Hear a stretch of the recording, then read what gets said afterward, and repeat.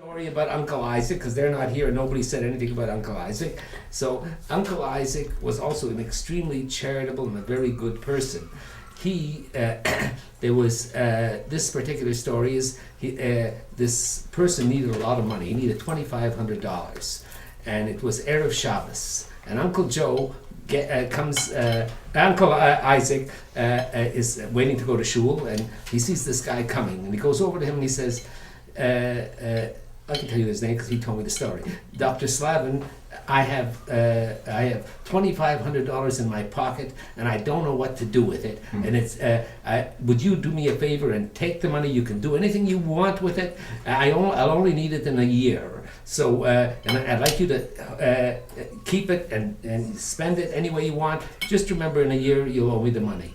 And now Dr. Slavin told me, he says, I don't know where he found out that I needed the money, but I was dying for $2,500, and he went and he lent him the $2,500. That was this. Uncle Morris. Uncle Morris was a very shrewd businessman. Morris was a very, very astute businessman, and he sees me on the street and he says, hey, I'm going for a business deal. Do you want to come along?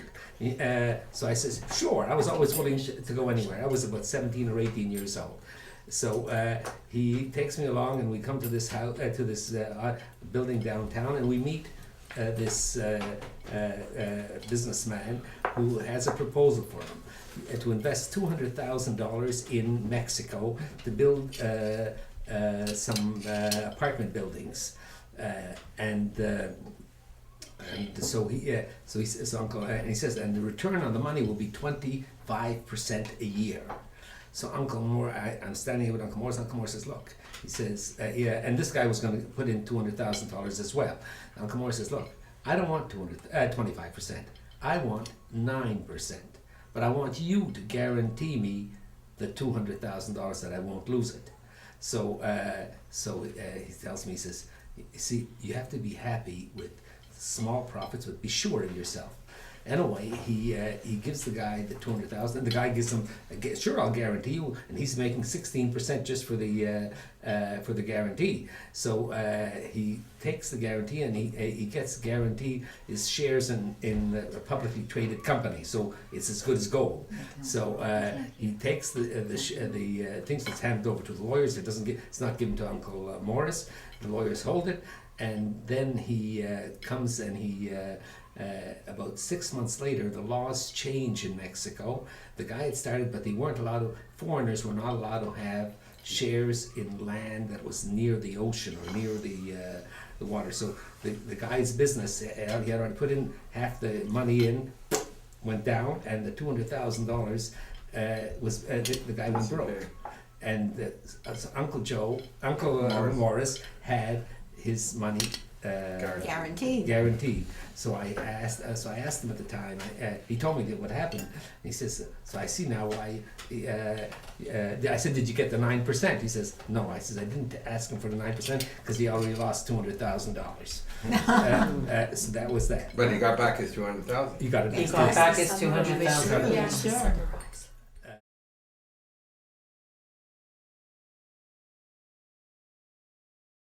That my father told me that he was. Why don't you sit down? Come here, Debbie. Debbie, come and sit. Yeah. Why?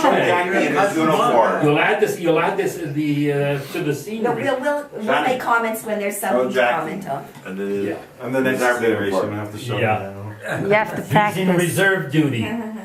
Yeah. Oh, so come sit here. Okay, come sit over here. Come on. No, we'll add stories in because That's we're not right. saying you're saying. Okay. I don't have to. We'll add comments. I like your stories better. Yeah. My father taught me that there was some benefit to ignorance. He explained that when he was in New Brunswick, his job, I don't know who he was working for. Maybe he was working for one of the brothers, and his job was to go in with a horse and cart to visit the farmers. In the summer they were busy planting, so they didn't want to come into Edmonton. And in the winter, the roads were impassable. They didn't want to come into Edmonton. Put him backwards, so what does he expect? I stood up and I said, You put it in backwards. You got that. Now we got the problem. Okay. How do you expect to put it? You see, this goes That's why you didn't. Of course, because this has to go like this. I She know. called me while we were on our way here. Oh, you're kidding? Yeah, I emailed her. can't figure it I out. know, she wants me. So hard to figure it out. I don't know. I don't know. I don't. For what? I don't even know where I'm gonna be May 15th. May 15th. I travel. I want to get my camera. I have a question for mine now. Why, is that what they're doing in Montreal? You're going to a brunch. You couldn't figure it out, Daddy? You couldn't figure it out that this square goes over here in the groove? What's the difference? It makes a big difference. It doesn't fit the way you put it. No. Good Well, thing No. you came, Barbara, It's very just good. in time. Now, Does it make you feel important? here. See, now we're. Did it on purpose to make you No. feel good. Interrupted. Yes. My father was sent out to meet the farmers, Yeah. right, and to sell them goods off a cart, right? Yeah. And it was a very good sales technique, because when they said no in English, he didn't understand. And when they said no in French, he didn't understand. This I is had to Baruch buy something. recording, by the way. Okay, now.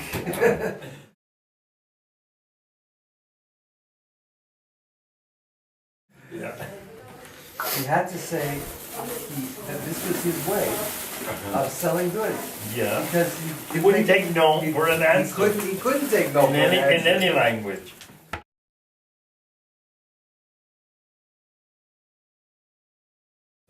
Yeah. Go ahead. I was involved in the business in a serious way. And one day my father, he used to do this a lot. He would just tell me he bought a building. So one day he tells me, I bought Uncle Morris's building in Dalhousie. I said, Dad, I didn't even see it. He says, I bought the building. That's it. So I went to look at the building, and Ochanave, what a building. But And you you thought it buy was the building before the store. You bought the store first. He bought the store, fine, whatever, building, store. What's the difference? You're Go being ahead. technical on it. All of a sudden, we ended up with this location, store number 7, Yeah. okay? But it's still your best It store. was such a terrible building, Oh, solid wood, what do you want? solid Hey, wood. Debbie. There's no such, it's I a asked- misnomer, solid and wood don't go together. together. Manu, you have to turn that off. Okay. We're in a movie. Yeah. Go ahead, continue. Hello. In any event,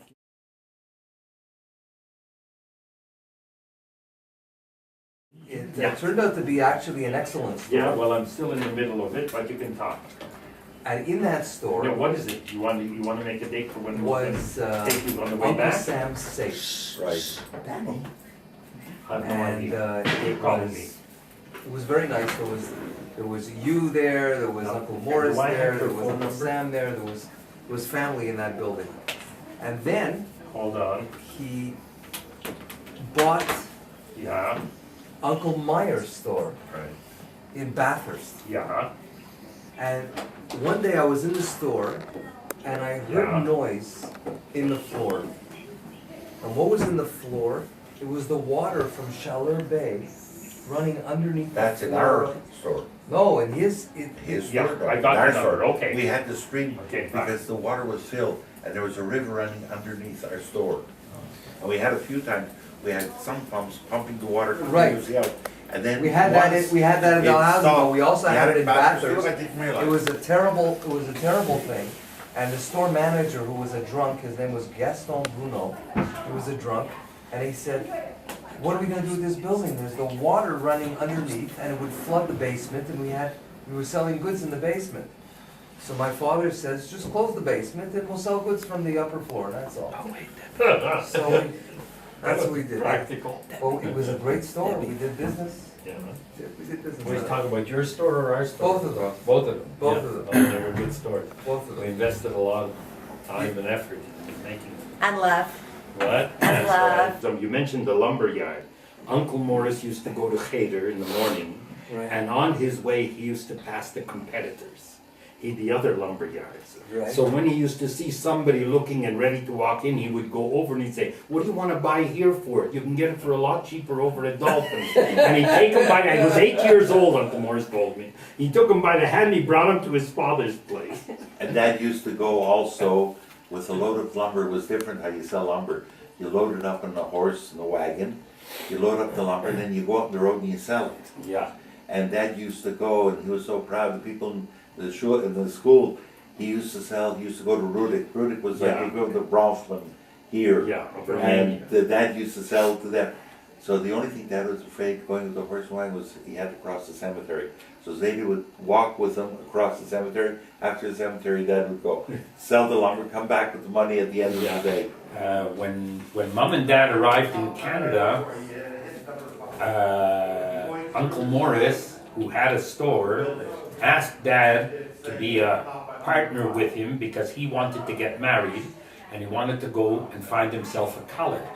So he took Dad in for a partner in the store, and he went with Uncle Joe to Israel.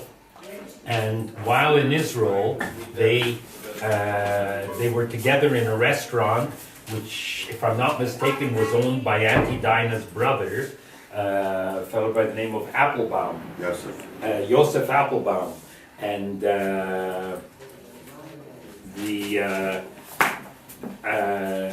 Uncle Morris and Uncle Joe saw Auntie Dinah, who was a beautiful girl, and Uncle Morris met her, fell in love with her, and married her, and brought her back to Canada. All within 6 weeks. All within 6 weeks. Yeah, and he bought an apartment building at the same time. Right.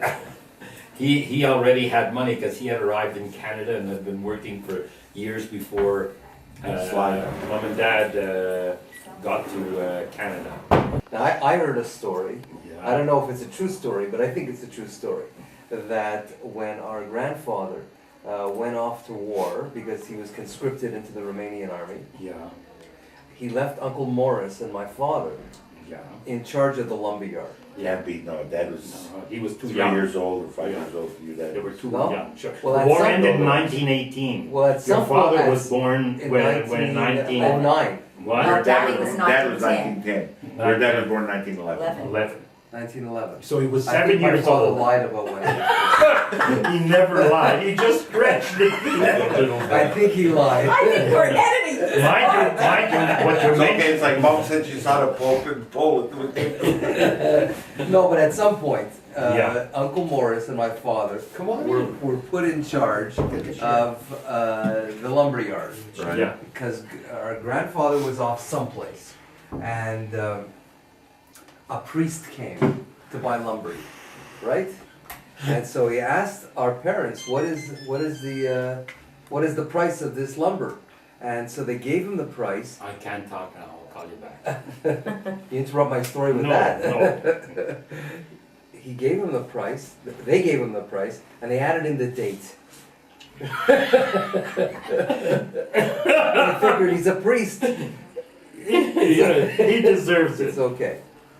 I just want to introduce Mildred is the eldest daughter of Uncle Isaac and Auntie Sarah, and Eddie Balter is Mildred's husband. And it's interesting because for most of the film that we've been doing, we haven't done any of the in-laws. We did, Bella was here because we don't have David anymore, but other than that, we just really had one child of each of the 9 brothers and sisters for the most part. But I'm happy to welcome you here today because not only were you Uncle Isaac's son-in-law, but you were also in business with Uncle Isaac. Correct. And so we're hoping to get some interesting stories about Uncle Isaac from you. My father was very well respected as a very kind and generous man. And when it came to holiday time, whenever there was holiday and he saw a stranger, we always invited them in for a meal. And my parents, I mean, not just my father. Right. And but he had a very good reputation, my father. He was a very kind and gentle man. And one of the things that I know about your father that maybe that my dad used to talk about is that Uncle Isaac was, I think, the only one of the brothers that was very comfortable crying. He didn't. He wasn't somebody who had. He was such a sensitive guy that he didn't. If he felt like crying, he allowed himself that, which is Yes. very unusual. Right. He You know, was very especially honest with for himself too, and a very sensitive person. and he enjoyed all the brothers. Oh yes, the one thing that they always loved to do, the brothers, was to play pinochle. Whenever he came over to see his grandchildren, he would come and take them for an ice cream. But right after that, he says, "Okay, I have to go play pinochle with my brothers." And it's funny because I'll tell you, I myself also have a memory of the uncles coming over to our house to play pinochle. And one of the memories I have of that is Uncle Isaac smoking a cigar. And to this day, I love the smell of cigars because it brings me back to my childhood, to think about that. Uncle Isaac was the finest of the Dalfen family.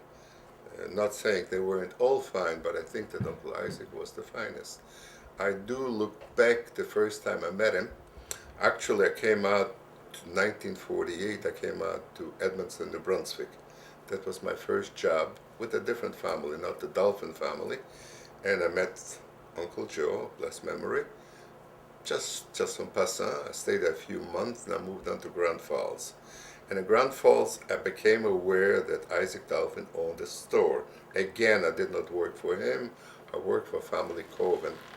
In the process of working for Coven, who was a wonderful man, but not interested much in the business, he gave me over more or less to look after purchasing and so on and so forth.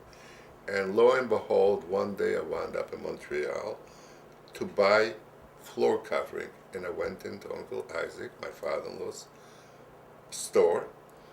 And first question he asked me, "Are you married?" I says, "No." He says, "You know, I do have two daughters." I said, "That's fine." And I didn't want to tell him that year earlier the two daughters were in Grand Falls. And Sidney Schachter, who was Uncle Isaac's manager in the store, told me, "My boss's two daughters are here. Would you like to take them out tonight, a movie?" And I saw two little girls holding hands, Sandra and Mildred. And I says, "My God, those are two little children. Why would I want to take them out to a movie? A movie only costs 15 cents or 20 cents. Anyhow, I'm standing, I'm talking to Isaac Dalfen, and he says, "Before we discuss business, are you married?" I says, "No." "Well, here the picture of my two daughters. How about you calling one of my daughters?" I says, "Fine, when I get back to the hotel, why don't you call them right now?" He says, "Fine." I picked up the phone, and I dialed the phone, and Mildred answered. And I said, "My name is Eddie Balter. I live in Grand Falls. I'm here in your dad's store, and I would like to take you out to a movie." She says, "Fine, Saturday night." I says, "No, Saturday night is not good for me. I want to go out tonight." I says, "In Grand Falls, New Brunswick, when we call a girl up, she's thrilled. She'll drop everything and come right away." And she says, "This is not Grand Falls." Mildred said it, but I have a way of convincing people, and literally she agreed. And I went down to pick her up, and hadn't had a date with other girls in Montreal before. I knew the first thing a Jewish girl would want is a taxi and a nightclub. I said to Mildred, "Call a taxi and we'll go to a nightclub." And Mildred said to me, "We're going to take the streetcar and we're going to go to a movie." And that impressed me more about Mildred than anything I ever met in my life. I went back to Grand Falls, and immediately, for the first time in my life, I realized this is the girl for me. And we corresponded, we wrote letters to each other, I sent her records, and I realized just for the few minutes I spent with her father doing the business that was a prince of a man. Lo and behold, we got engaged a few months later. I gave notice to my boss, Herbie Coven, and I moved to Grand Falls to work with my father-in-law. I left Grand Falls to move to Montreal. And I, every day, admired that man more and more. I couldn't get over of this kindness, of his caring. He had a partner who was a different man completely, a man married with no children. But Isaac Dalfen really cared for the brothers, for the sisters.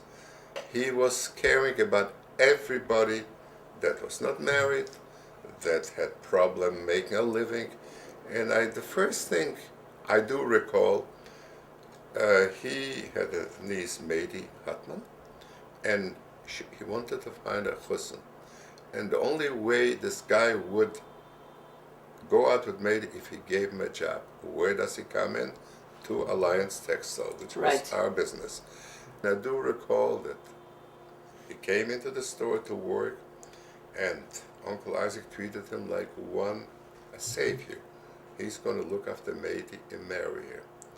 I want to jump this story a few years later. Menachem Lehrer, of blessed memory, came to Montreal and again seeked a job. And Right. where did he wind up? The brothers decided, send him to Uncle Isaac. And there's Menachem Lehrer, very nice guy, learned guy, religious guy. But work, it's another story. I do recall we used to get Penman's underwear, big wooden cases, in a basement, very low ceiling. My father-in-law was standing on a ladder, hitting the ceiling, and Menachem would observe and said, Uncle Ishu, you're doing such a beautiful job. But never lend a hand. I says, why don't you pick up some of the underwear and pass it to him? He wanted to put it in the shelf. He says, it's too hard for me, you know. And I do recall that on Friday he'd leave early because it was a Shomer Shabbos, Right. and so on and so forth. And the kindness and the patience that my father-in-law had, I do think personally, looking back at it, that he was taken advantage of, but that was his belief. Right. Very generous man, not the richest in the family, far from being the richest, but he would not let a man or any person come in asking for the be from New York or from China, wherever he came from. He made sure. I do recall that one day a man got very impatient. He says, look, I came all the way from New York and I'm sitting in a taxi and the meter's running up and that's all you give me? And he said, that's all I can afford. He says, you can do better. And he went over and schlepped out whatever it was, $5 extra to give this man. Right. And I till to today, this still sticks in my mind. When a sister or brother called, everything else was dropped. A customer's to be served, he says, Eddie, look after the customers. We have a problem here and there. I do recall that your late dad, of blessed memory, wanted to go on the stock market. My father-in-law was the one instrumental in convincing everyone to buy stock, and he would guarantee that the shares will pay. If they should ever not produce, he would be responsible.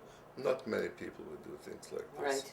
So He was very giving. it is sad to realize that the man adored his wife, my mother-in-law. The children, from A to Z, they were diamonds. He tried to please everybody. To Uncle Izzy, Oliver Shalom.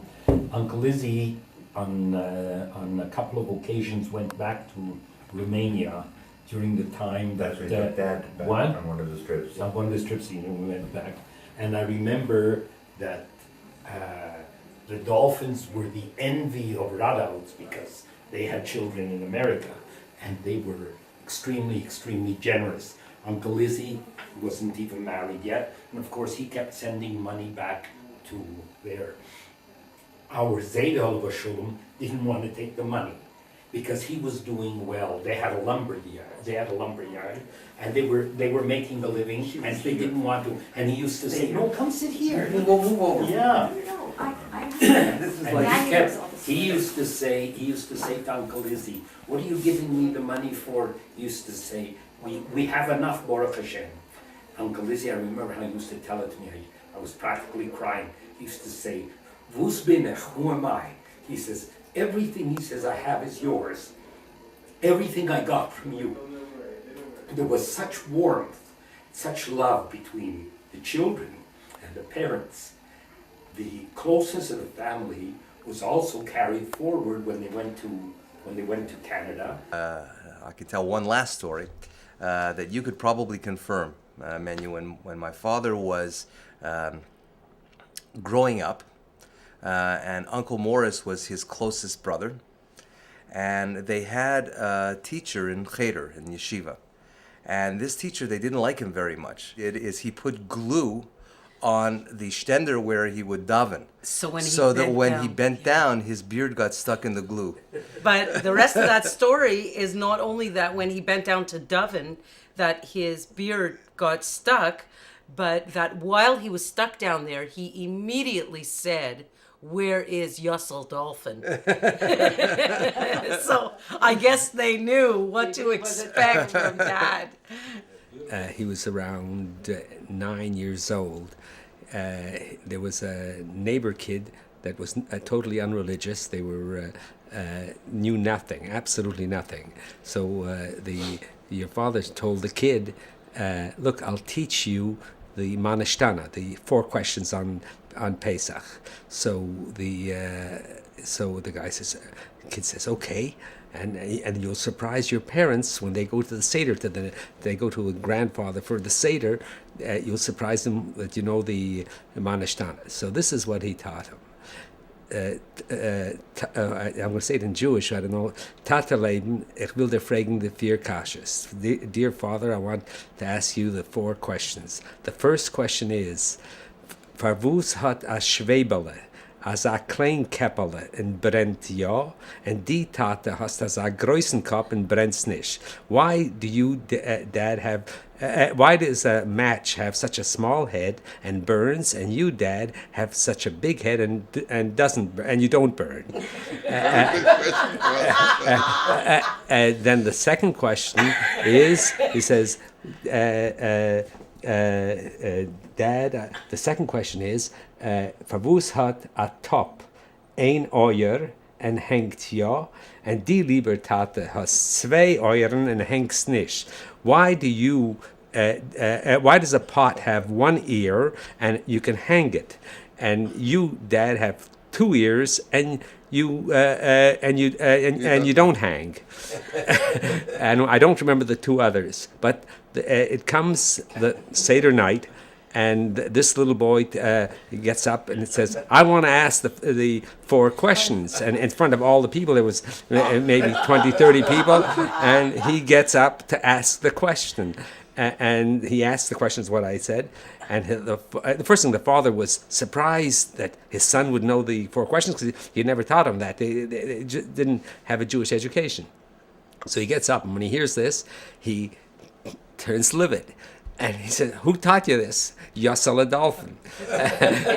The next day, he runs after your Uncle Joe, and Uncle Joe sees him coming, and he starts to scream at him, and Uncle Joe runs away and hides underneath a balcony where it was not enough room for the other guy to get in, and he was saved.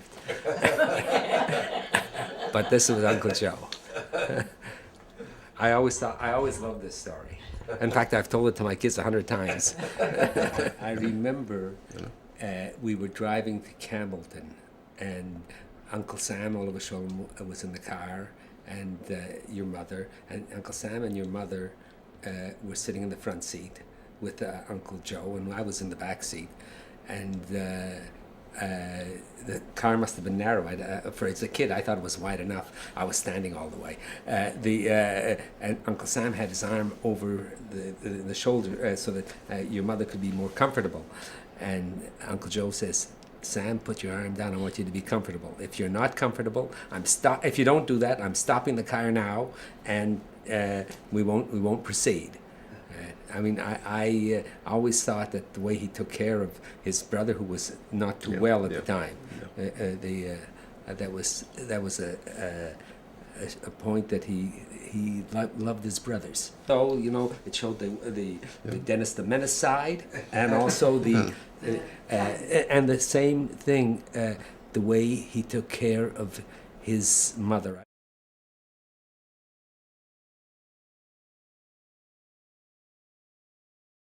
It's true that my father was such a character and had so much shtick, and he was fantastic for favorite expressions. Like one of his favorite expressions was, "Do you eat your spaghetti with a spoon?" And another one that all of us loved is, "I don't speak with an accent, you listen with an accent." Oh, and here's another one of his favorites was, I came from Europe to get away from all the foreigners and they all followed me here.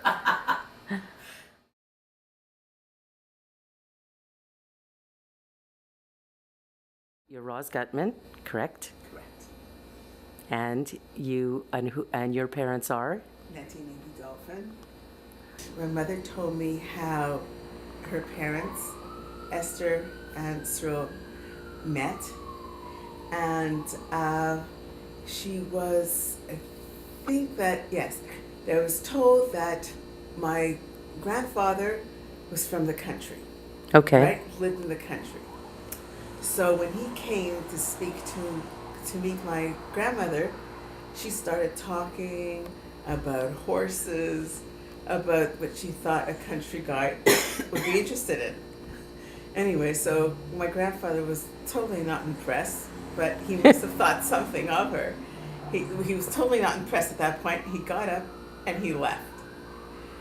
And then, but there must have been a spark there because he turned around and came back. And then he told Esther, he says, "Excuse me, don't talk to me about horses because you don't know anything about horses. Is there anything else that you like that we could possibly discuss?" She says, "Well, I do like books." Okay, so do I. So let's go for a walk. And they started talking about books, and the rest is history. Educated couple and very much in love. Every night, my mother told me, every night he didn't come home without bringing her something. Whether Not the it was children, but to bring just mama something. yeah, it was for Esther.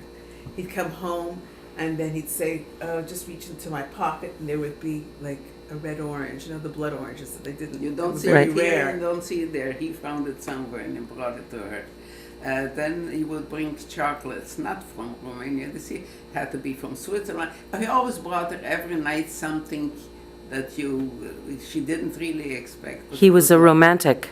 They were that. And the evening they would both go out walking. I used to look the window.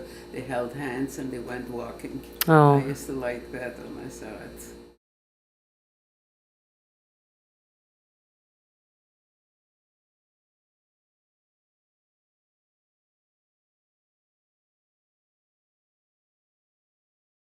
I have a cute story to tell about my father, Isaac Dalfen, how he met my mother. He was on the way from Grand Falls, New Brunswick to Montreal to have a date with a girl named Greenberg. And while on the way, he met a gentleman, and his name was Mr. Greenberg. And he lived in Ottawa. And he told my father, I have a daughter, and we live in Ottawa, and I'd like to invite you for Shabbos to stay over with us. So my father canceled the date here in Montreal, and he went with this Mr. Greenberg to Ottawa. And as they entered the house, my mother was scrubbing the floor, and my father right away fell in love with her. He said, "This will be the last time that you're ever going to wash floors." And they were married on August 15th, 1933. He was a very, very good husband to her. They were so in love that I was in the synagogue on Yom Kippur and sitting next to Uncle Isaac, and Uncle Isaac tells me, "I feel that Sarah is coming into shul." I says, "How can you feel?" And I turn around, and there is Auntie Sarah coming into shul. I was just astounded.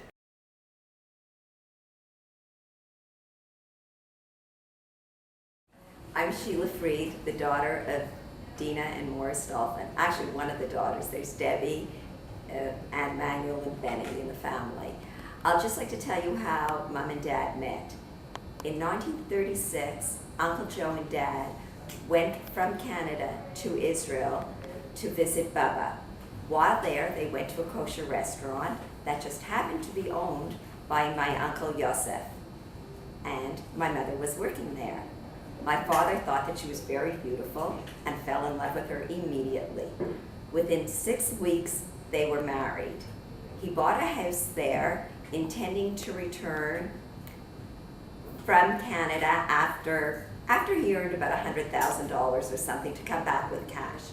Anyway, they left to Canada, and his goals somehow kept on increasing that it took him quite a while to go back. So now they have an apartment there, and that's the end. The Uncle Yosef was that Baba Tony's brother? No, Uncle Yosef is on my mother's brother, and that's why she was working in the restaurant. Oh, okay. But a cute story was when they got married, my mother told my father that she did not know how to cook anything. Of course, he didn't believe her because he met her in the restaurant Right. at my uncle's restaurant. Anyway, it was really true. She did not even know how to boil water, so the story goes. So Auntie Regina, Auntie Bertha, and Baba all taught her how to cook.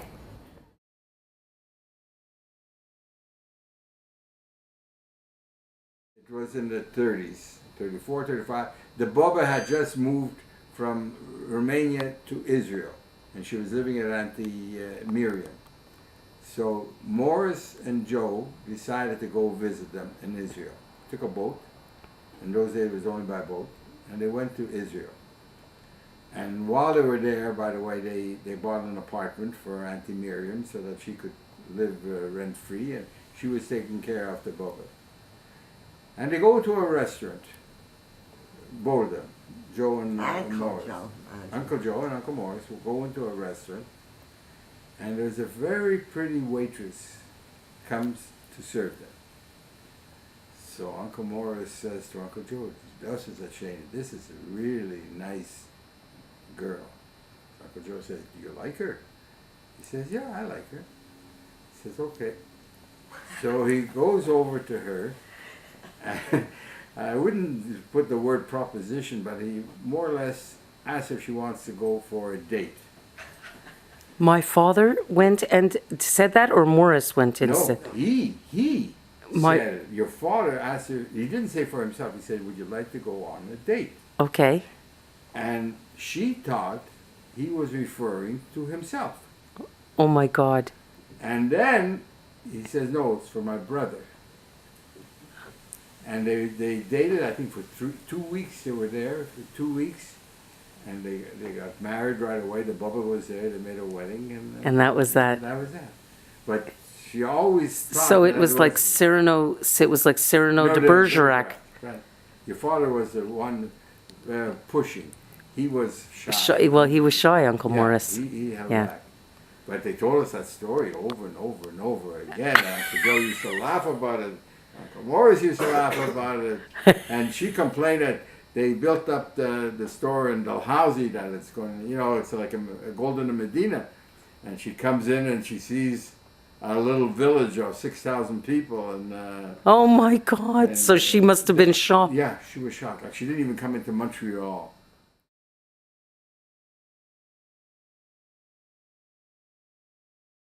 My father, as everybody said and was talking about, he was in the schmutta business, and the way that he met my mother was because he used to come and buy dresses at a manufacturer, and she was the receptionist and the bookkeeper at this place, and so he came into the place. He says the very first time he saw my mother was not her face. He saw her en arrière. Because when he arrived at the office, she was standing over a filing cabinet. Yeah. And he saw her from the back. From the rear. And he fell in love. fell in love with the rear. They thought that it was maybe somebody that he'd be able to kind of see like on the side like that. Yeah. But he found out soon that this was a very nice Jewish girl, and every time he would phone the house. He used to send her like roses every day, roses to her place, because at first he used to call and give like a fake name or something. There was like a business that went on there. He was a troublemaker, my father, a little bit. Okay, this is a story about how my late mom Celia and my late dad Joe met. My father had a small store in Edmundston, New Brunswick, and he used to order dresses from a certain manufacturer in Montreal. And my mom was working for that manufacturer. And it never failed that my father would order dresses, and when the dresses arrived, It was never the right quantity. He was always 1 or 2 pieces short. It so happened. And he was the only client that my mother had this difficulty with. And it was my mother's difficulty because she was entrusted by the owner of the company to collect on the receivables. And my father was very difficult to collect for a receivable. He preferred actually to sell the goods before he paid for it, which was not a bad business strategy, but it was very irritating for the supplier.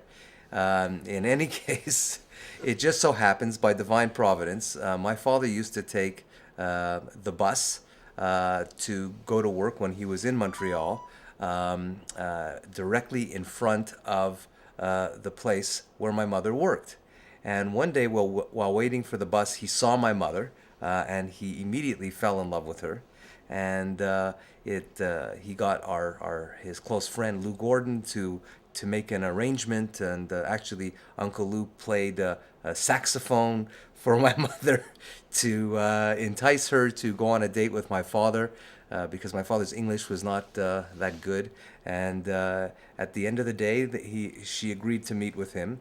And then she discovered that he was the guy in Edmundston, New Brunswick, who was always claiming a short shipment, or even worse, sending the goods back if they didn't sell. But notwithstanding that, she was still quite in love with him, and they got married, and they stayed married for, I don't know, about 60 years. But I have a small thing to interject into that story. Okay. Because I do remember Daddy saying that the first time he saw Mummy was from the back. Okay. Because he had gone into, I guess, her place of work, Right. and that she was bending over a filing cabinet, and that he fell in love with her from the back. So I'm sure somewhere in the middle is the truth. Is the truth, exactly.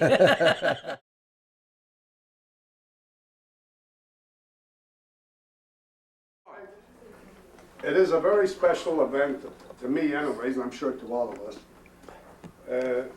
About, I'd say 52, 53 years ago, Joe, I think you'll have to bear me out, when we went up to buy Joe's... When grandfather No. Don't tell about all the girlfriends. Joe was buying dresses. I'm going back a little bit in history to tell you how this came about, this anniversary. Did he pay for them, Lou? You have to ask your mother, she was the bookkeeper. You went up to buy some dresses at the time with, she was working for K-Dress. And he spotted your mother, Celia, and he fell in love immediately. But Joe, being shy as he is, decided he fell in love right at that moment. The minute he spotted her, he fell in love. Wanted to take her out, but he was too bashful to ask her, so who was the guy that was going to ask her? Me. Being his closest friend, he says, I've got to take her out. I've got to get her out. So what does he do? He used to play the saxophone. By the way, he can join you soon. He's a saxophone player. So he used to play the saxophone, so he says to me, get her on the phone. I get her. I want to play when I grow up.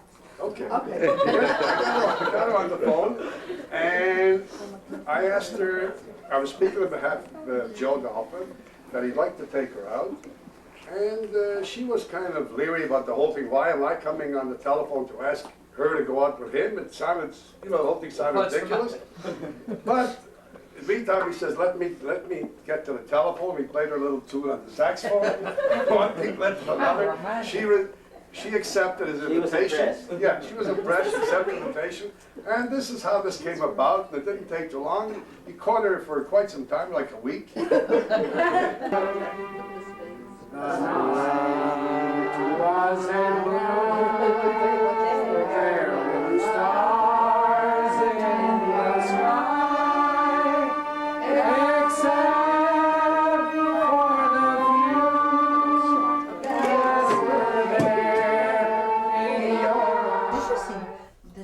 So many stories. I know stories because my father used to tell a lot of stories. And he was a Scots too. He was a troublemaker, my That's father. okay, he was a Scots. I told you it was a troublemaker. Okay, I'm rolling now. Your father, Let's, I used to come to Baba every Shabbos. So every time I came there, Zayda would ask me to do a job. I didn't like it, but Zayda asked me to. Your father went to a club. There were girls and boys. There were no windows. A closed room. I tell you, when you opened the door, couples fell out. But anyhow, that door was closed. So Zayda says, go and tell Joe to come home. Well, this is a job. He's over there, and I should go to. Every Shabbos had the same job. So I went there. But I want to, no, I want you to say this story again. This is a story from Europe, though, you're talking Yeah. about. Because you said Zeta. Yeah, Romania. No, I want this story. I'm sorry, I want this story. Say go. Wait, Natty. Here he goes. Okay. And anytime. Okay. Every Shabbos, I went to Zayda's, Baba and Zayda's home. Every time when I came there, he had a message for me. I should go there and there. There is a club, and you knock at the door and tell Joe to come home. Well, I went there. When I went the first time, I see no windows, it's just like a room and a door. I opened up a door, couples fell out. They were so crowded in there. They were singing. No, they were singing Hebrew songs and so. Lo b'jim jim v'lo b'tango rak b'nitzyon alahora. It was lovely, beautiful. So I had to call him out. He must have loved me calling every Shabbos going there. But if Zayda asked, how can you tell Zayda not to? I don't want to do it. So I used to call him. That was your job. You used to have to go and call my father. Every For Shabbos Shabbos, afternoon. for Shabbos. Because my father was a troublemaker, was he not? I not Your- to say his that. father I was a just know seeker. I had enough this doing this job of taking. But I must say one thing about your father. He was a wonderful, wonderful uncle to me. Every time we lived far from each other, but halfway he used to come by bike, and I used to come home to go to Hebrew school. Every time he met me there and gave me some money to buy chocolates. Right across the street, I went in about chocolates. But he always met me there with a bike halfway to do that. And I love chocolates. He gave me enough that I had enough chocolate sweet all the way to Hebrew school and all the way from Hebrew school to back home. Now you married a cousin of ours. Because He's a A.B. second is a second cousin, yeah. a second cousin of ours. Yeah. No, he's a first cousin once removed. Right, because his father, your grandfather, father-in-law, my grandfather, and your grandfather was brothers. What did it? What And his grandfather. his grandfather, his and our father. grandfather A.B.'s were grandfather. brothers. Amy's father. Amy's father. And my grandfather were brothers. Very good.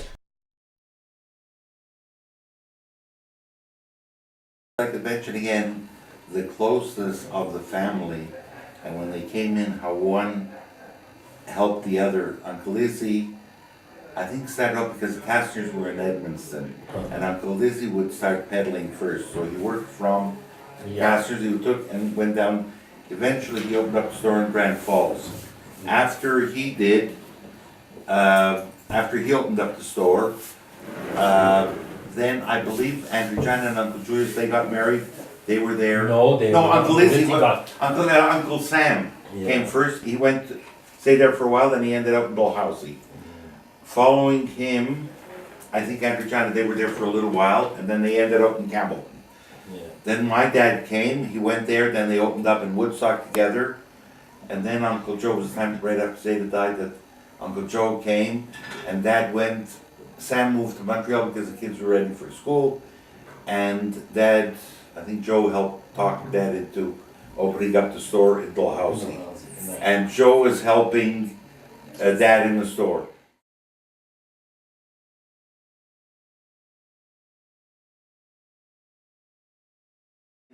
Uncle Meyer and the Hutmans came. Right, and the 10 houses. And no, 10 houses came later. He came on the same boat. No. With us? No, 10 houses came the last boat before the war. Really? Yeah. Oh, I thought that they were on They the were the same. last boat to come out. Yeah? I'll just finish it and I'll tell you. So Dad took Uncle Meyer in, and it was just the end of 35, I think, because Dad said it was only 2-3 months, and Meyer knew how to run the business, and that's when he left with Yeah. Uncle Joe to... Right, he took him in because he wanted to go to Israel. He went to Israel. With And Uncle Joe went with Auntie Clara, and they opened up in Edmonton. Yeah. What? Uncle Joe said to Daddy, Yeah. if you're... Well, come sit over here. Come on, Sheila's here. Come on. No, I just wanted to say, it's very Yeah, good that if that- he doesn't marry. that, no. Uncle Joe said to Daddy that if he's good enough for Uncle Isaac to pay him, I don't know whether it's $25 or $200, 15 I don't know how much it was, a certain amount of money per week then really that daddy is worth so much more, and therefore daddy should go And open open his up own. his own store. And this That's was when like Uncle Murray. Sam moved Yeah. out. Yeah, Yeah. Uncle Murray. Murray, Uncle Joe Uncle told Joe. daddy. God, yeah. you're confusing us. Yeah, yeah. I remember the ten houses came on the last boat they went before the war. Yeah. And that's So when it must have been Dad, 39. 39.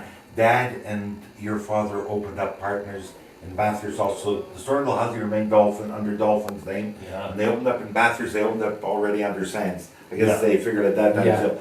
And then David came down while your dad was in Dalhousie.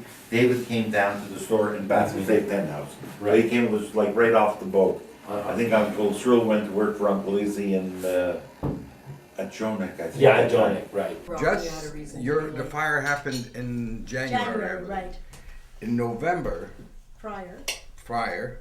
the whole family was in Montreal. I'm referring to the four brothers. My father was dead already, but I mean the three brothers, and they were all in the house. Oh, Auntie Regina too. Yeah, some the ones who had businesses, and they were talking to each other, and he says, "How much are you paying for insurance?" And Uncle Izzy said, "How much he's paying." They asked Uncle Morris, "How much are you paying?" And Uncle Morris said, "How much he's paying." And they asked my mother, and we said, "How much we paying?" And they asked the whole family how much they're paying for insurance. And the sum was very, very high. And they said, "You know something? If we pay that insurance to ourselves and keep the double insurance for 3 years, we don't have to pay premiums anymore. We'll be able to insure ourselves." And that winter, your mother's store burned down. Uncle Isaac Izzy's store had a warehouse where he had full of Jonik's penmans, gold, actual gold. That's right. Burned down, and all he could get was the insurance. He couldn't get what the value of it was because there was black money in there and whatnot. And that burned down, and I think who else had a fire? That was enough. I think Jonik was on. those were the two big fires, and they said, "Oh no, from here on in, we don't drop any insurance. We keep all insurance." We're gonna keep the My insurance. father, I think, was the first to come over here, and as soon as he came over, they sent he came to my uncle Dave Kastner, and they sent him right away to Schachter. Aaron Schachter, he was the rich cousin in Montreal. He had a big wholesale place, and he went out and he peddled. And he peddled around the New Brunswick area, around Edmonton, Grand Falls, and that area. And then he opened a store in, where was it again? In Woodstock. Woodstock. And then he married my mother in Montreal. She was introduced to him by my Uncle Dave, in fact. Yeah. Yeah. Anyway, Auntie Regina was now living in Campbellton. So she calls him up and she says, "You know, in Dalhousie, they're building a mill. I think it would be a good idea for you to come down and take a look and see if you can get a store there." So my father goes down to Dalhousie, and they're just starting the construction, and there's not too many stores available. But he walks into one big store where they are selling furniture. So he goes into the store and he asks there was a woman serving there. He says, "Do you own this store?" She says, "Yeah." He says, "So where's your husband?" She says, "He's in Campbellton." So he says, "Why should you stay here and your husband's in Campbellton? Rent me the store and you go back to Campbellton." What a salesman. So she says, "Yeah, that's a very good idea." So she rents him the store. And this is just as the heart of the Depression, basically. Right. But they're building the mill, so there's money. So he goes back to Woodstock and he picks up the family. I wasn't born then, but he picks up Helen, Shirley, and my mother, and he goes back to Dalhousie. And he comes in, and they come in, and they tell him, your freight came in. He puts everything on a freight, all his merchandise. So you have to pay X amount of dollars. So he goes to the bank manager and he says, I don't have the money, I didn't have time to transfer my account here, but I need the money to take out the merchandise. So the bank manager gives him the money and they take out the merchandise, and as he's unpacking, customers are coming in. And by the time Monday rolls around, he's almost He's in business. sold out. Yeah, he's really in business. So he goes back and he pays off the bank manager, and the bank, they become bosom friends. So bosom friends that in those days they worked 3 shifts a day for building the mill. So he used to come in and cash the paychecks. People would come in, they thought we were the bank because they bought, and he would endorse the checks, and the bank manager would pay them off. Anyway, my father made a lot of money, a lot of money. But unfortunately, there was a fire. And there was a fire, and we were living in those days behind the store. In those days, there was a little house, and we were living behind the store. And this fire came on, and the sirens went for 12 hours or 24 hours steady, calling all the volunteers. In fact, half the town burned down, and they had to call in the fire brigade from Campbellton. Anyway, in the long run, my sister got a nervous breakdown. And she couldn't take all that pressure. In fact, they sent her for a year to Anti-Regina that she should recuperate. Right. Which sister? Helder. Because she was scared. She got scared. She got so And scared. right after that, there was another fire, so it was the same thing. Anyway, as I said, my father amassed a lot of money. And he said Uncle Morris was now in Canada. Right. And Uncle Joe was in Canada. So, he told Uncle Morris, he says, I got to move into the city. You have a gold mine here off a store. Take my store. No, not take it. Buy my store. And Uncle Morris bought that store. Bought that store. And we moved into the city the first time. Mm-hmm. And then we came in, which is like in 32, 33, which was really, you felt the depression heavy. And he opened up a gigantic ladies' wear store. He thought he was back in Dalhousie. So he figured that any store that he would open up would go. And he opened up this big store across from where Dupuy Fair is today. Right. And it didn't take long. 2 years, he lost all his money. Oh my God. And then he heard about Val d'Or. He heard that there was opening a mining town in Val d'Or. So he says, I'm going to go out to Val d'Or and see what happens. Mm-hmm.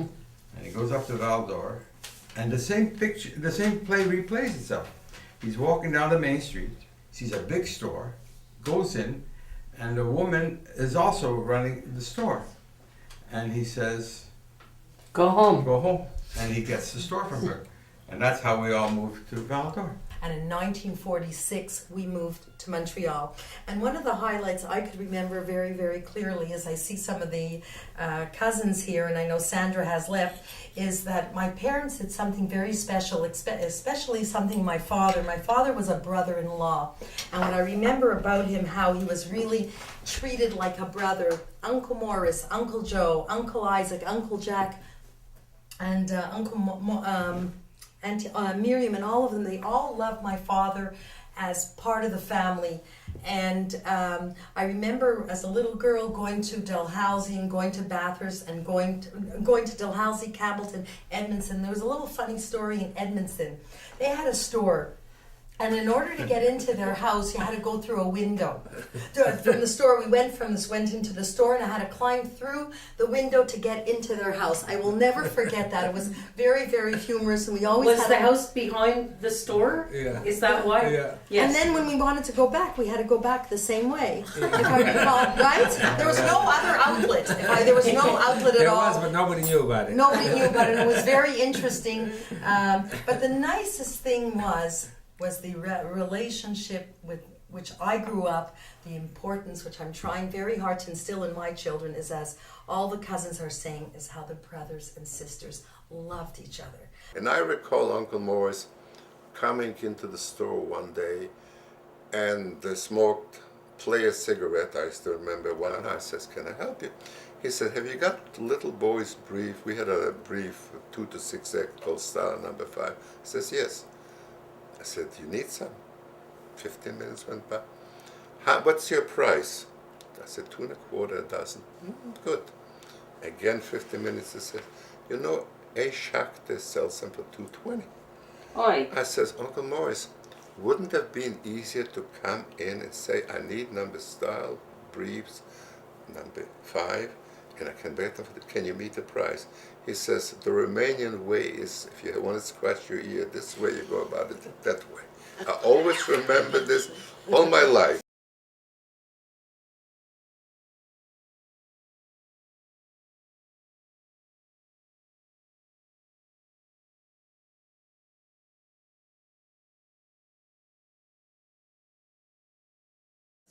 There was another story of my mother that happened after, when my Izzy came into the family. And, you know, she was a shopper par excellence. She would come into Alliance Textile shopping. She would go to Schachter's when she came into Montreal and shop. Anyway, somebody called her, who? I don't know. And they said, "Regina, we have school bags. Remember that story? Okay, and we lived across. What was the price? What was the $1 a piece. $1 a piece for a leather knapsack school bag. Anyway, we lived across the street from the CNR railway station, and she said, "Send it." So the station master calls her and says, "Mrs. Litwin, your cargo is in." She says, "Okay, send it over to the store." He says, "Mrs. Litwin, it's a train car, it's a freight train of school bags. Where do you want it delivered?" Well, she gave away suit bag. Uncle Julius, you didn't say what Uncle Julius said. Yeah. Uncle Julius says, "Regina, what did you do?" What did she do with the school bags? She sent them to Uncle Morris, Uncle Meyer, to Grand Falls. And they She sold s- them. Oh, and they sold them. What about the garage? And the garage at our house in Campbellton had school bags up to the roof. There was never anything in there. Say the famous story of the school bags. No, I don't know that. Oh, that- You don't know the story of the school bags? No. What happened, and Regina would send from Fanco Leather, they would send her in always samples, and they had 1 or 2 dozen, whatever, school bags. Sends in a few samples, she likes them, she liked the price, she sends a telegram. We hadn't those, didn't use phones were too expensive, and there was no email and things like that. Since I'll take them all. Take them all. She didn't ask how much the quantity. It's got to be the same few dozen. I get a telephone call from Uncle Julius. And Uncle Julius was the calmest person you could ever imagine. I mean, nothing but bugs him. However, this time he calls me and he's in a panic. I don't know, he was flustered. What happened, to make a long story short, there were 2 or 3 rail cars full of school bags. 2 or 3 rail cars? Rail cars. Boxcars. Boxcars. Carloads. He was going bananas. Anyways, what happened? And Regina meant that she's taking all the samples. No. She thought 2, 3 dozen like they usually have. It was the end of the She didn't season. really. She thought it was. She didn't. Anyways, what happened? Izzy was in Montreal. Izzy made a deal with him. I know what he paid. Ended up paying for him. You know, it was Uncle stupid. Izzy. No, Izzy Farber Oh. had arranged. But in the meantime, what are you going to do with all the school bags? They had a garage in their house, in the back of the house. They loaded the garage. That famous attic, full. Almost all the rooms were full. Dad took samples of the school bags.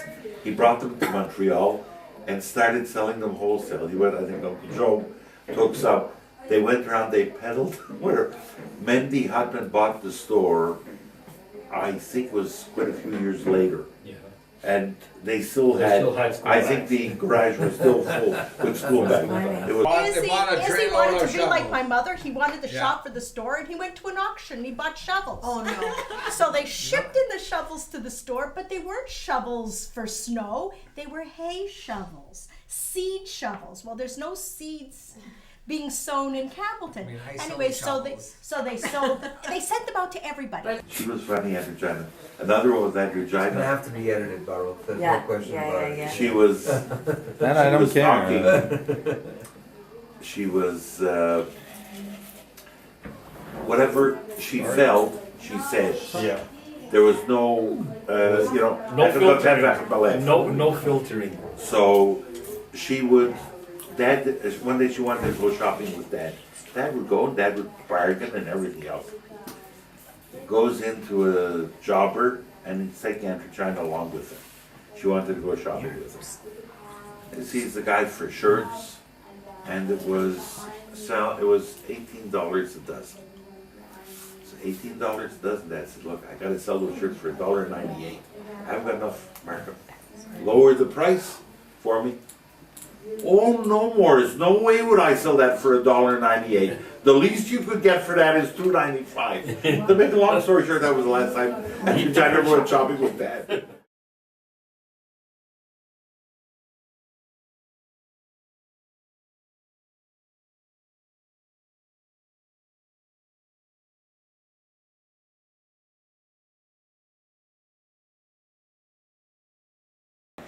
Well, Dad was a specialist in dealing with the tax department. And one story that Dad recounted to me many times is when he had a store on Queen Mary Road, there was a tax inspector came to do an audit. And Dad's way of dealing with him was to be abusive, and ultimately he chased him down Queen Mary Road with a knife. The guy never came back.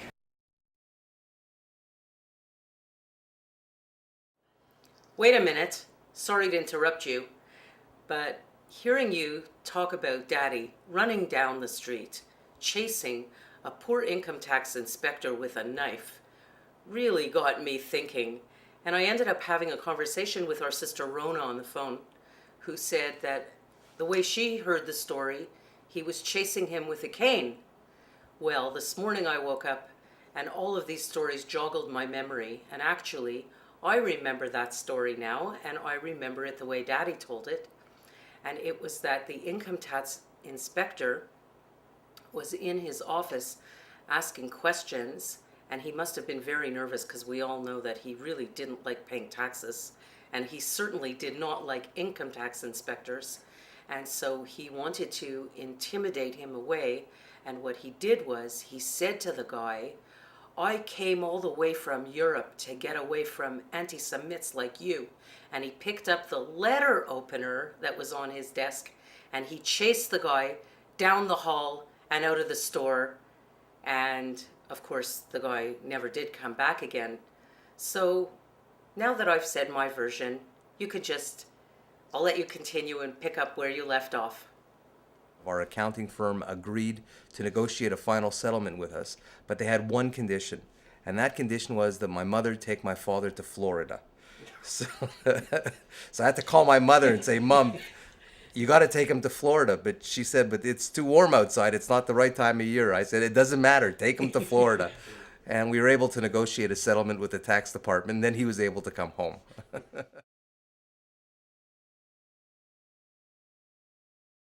Another story? I have another story. The income tax inspector said a derogatory word against Jews, and that got Uncle Joe angry. And that is, he says, you're an anti-Semite, and I'm going to report you. Get the hell out of here, and don't ever come back. And he left, and he didn't. Makes more sense. Uh-huh. That would make Well, that was only one of the other things he said.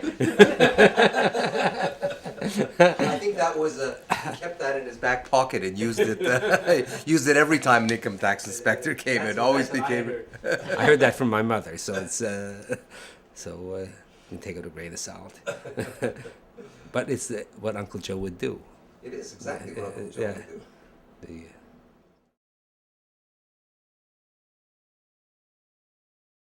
Your father gave him a room, a desk to work on. And he kept going into Mrs. Singer, she was the head bookkeeper. And he kept going into Mrs. Singer, and she came in complaining to your father, he's driving me crazy. He doesn't know, I can't do any work here. He keeps questioning this and questioning that and questioning that. So your father called him over and he says, look, you do your work and leave Mrs. Singer alone. If you can't do your work, I'm going to report you, I think, to your supervisor or whatever, but you leave her alone, and if you don't feel that you can do it, get out of here.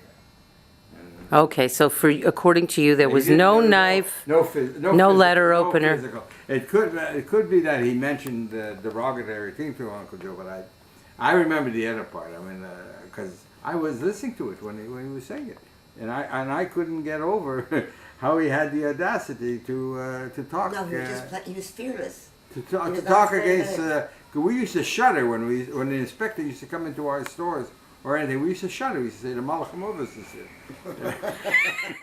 So now it's like the section of the film where stories that are like a little off center are coming a little more risque. You want that in the video? And I want that in the video. Wow. Yeah, because tzedakah and God-fearing and a close family. It's true. Show that they're human. But we also had shtick, so it's fun to tell stories about shtick also. One of the stories that I was thinking about, because he was, I know, a troublemaker, and he used to love to tell stories about Uncle Sam, for example.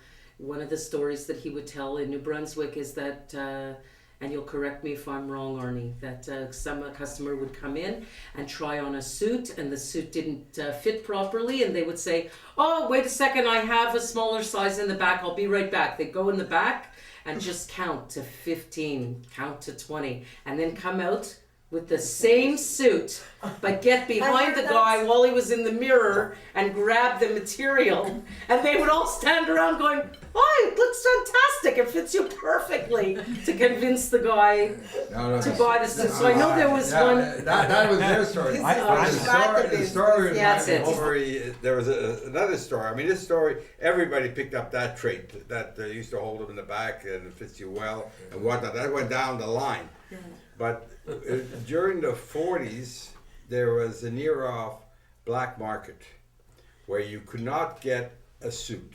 If you had to buy a suit, if you went to the manufacturer to buy a suit, you had to pay under the table. You paid so much for the suit and $10 under the table. And made to measure was basically unheard of. So there would be we were dealing a lot with the lumberjacks. Edmonton was full of lumberjacks, and so was Val-d'Or. And Bathurst too? They were all full of lumberjacks. So they would come in and they would say, we'd like to have a made-to-measure suit. So my father says, no problem. You want a made-to-measure suit? But you know, we don't have them in here. You have to come upstairs. We had like a mezzanine. So he says, you have to come upstairs, and then I'll get you a made-to-measure. And it was always bleu marin. They only wanted navy blue. That's the only thing that they wanted. So he took a roll of paper. He says, lie down. This story I never heard. And they lay down, and he took like a big... and he made the outline. And he says, okay, he said, come back. I have a very good tailor that's doing the things. Come back in 4 hours. First, I took a deposit.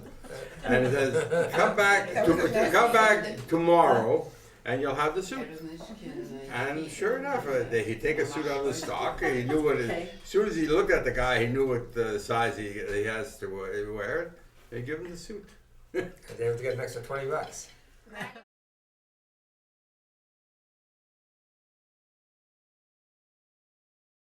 This is Merle Kastner. Merle Kastner is the granddaughter of our Fetadoodle. And Fetadoodle means Uncle David. And all of my uncles and aunts and my dad was so fond of Fetadoodle. He was a very important character in our family, and it's obvious that the 9 brothers and sisters were so fond of your grandfather. He must have been a wonderful uncle to them, And I know that he came here, I believe, you'll correct me if I'm wrong, that he came here before everybody else and was already in business and actually helped bring the family over. He was very supportive and very helpful. And I might be wrong, but I think that he had a store in Quebec City. Okay, so I'm going to turn it over to you, and maybe you could say a few things about your grandfather, and I know you have a story to tell. That's right. Well, you'll have to add this to your conflicting stories, Lenny, because my grandfather arrived here in 1900, supposedly at the age of 15, but we know that he was older. He set himself up in business very shortly thereafter, and he married an American-born woman, of all things, from Philadelphia, my grandmother. He married her in 1913. By then he was already in a successful women's wear business.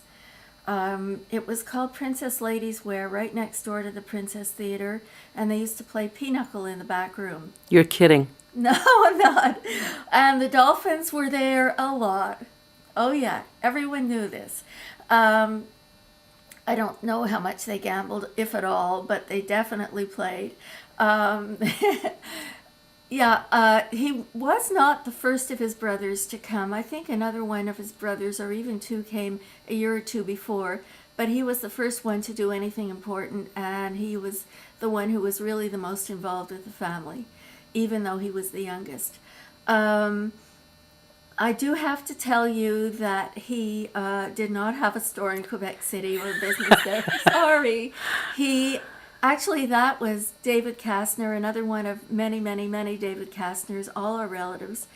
This other David Kastner had several stores around Montreal, but not my grandfather.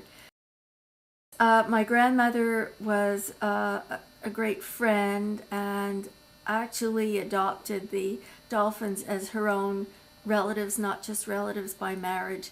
They were always around. We were invited, my grandfather and grandmother and my parents, my Aunt Anita and Uncle Meyer, were all invited to practically all the Dalfen simchas. And your grandmother, Auntie Esther, was like almost a matriarch in our family. And I remember at my sister's weddings, for example, she was always at the head table. And I have the most beautiful picture of her sitting at a head table, I believe even maybe at my wedding, which I have a feeling will be flashing on the screen right about now. They were an integral part of the Dalfen family.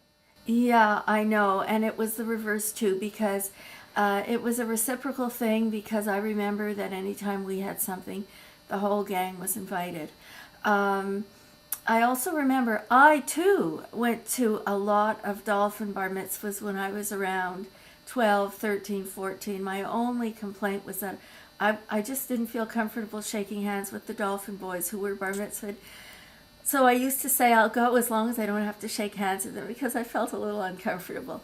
Apart from that, though, it was a very close relationship.